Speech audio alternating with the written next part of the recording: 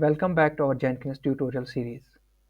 In this episode, we will delve into the world of Jenkins plugins and show you how to install them to unlock powerful features and extend the functionality of your Jenkins server.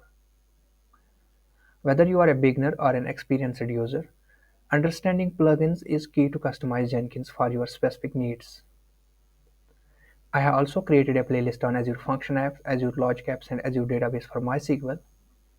If you are interested, I will provide link to those playlists in the description box. If you enjoy this content, don't forget to hit the subscribe button for more.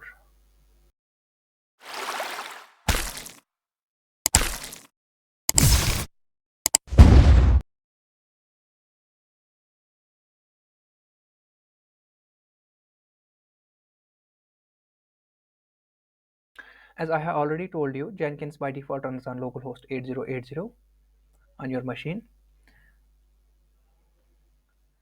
Enter your username and password.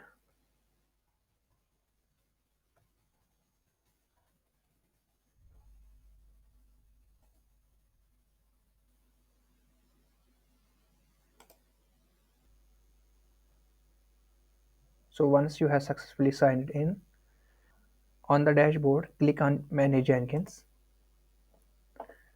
Go to the plugins section here.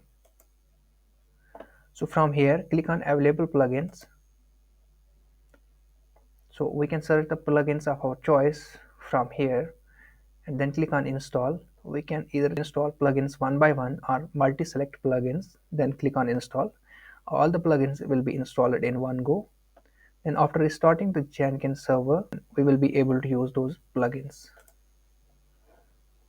Let's install this workspace cleanup plugin. Let's also install .NET SDK support. Click on install. So .NET SDK support installed successfully. It's loading plugin extension.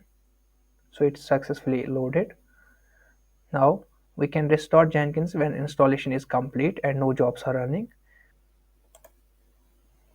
So it will automatically restart Jenkins because currently we don't have any jobs running on this server.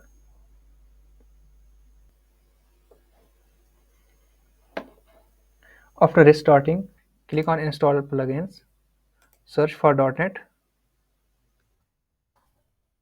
Here we can find .NET SDK support was installed successfully. In the next video, we will learn how to add credentials to the global settings on Jenkins server. Thanks.